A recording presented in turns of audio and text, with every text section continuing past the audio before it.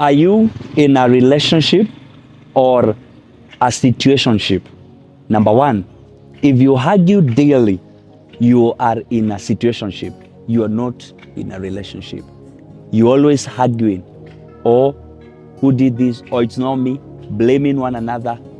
You are not in a relationship. You are in a situationship. Number two, if you are still doubting one another, you will say, whose call is that?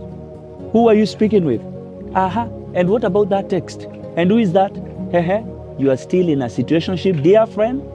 You are not in a relationship. Number three, if you have not defined your purpose in that relationship, it's not yet a relationship.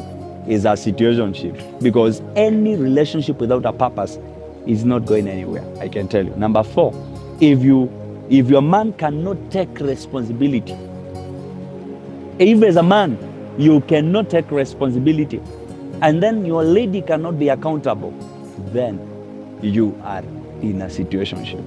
And number five, if your priorities are liabilities and not assets, then it means you are in a relationship, you are in a situationship.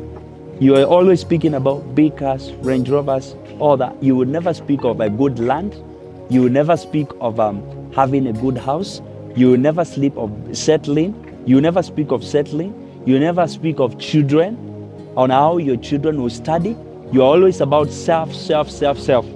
Any self-centered relationship, it's not a relationship.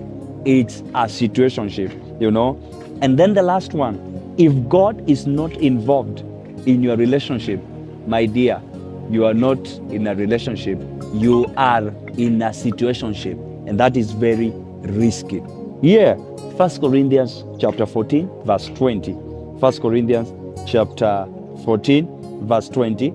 It speaks about maturity. It explains about maturity. I want you to learn that God wants us to be mature.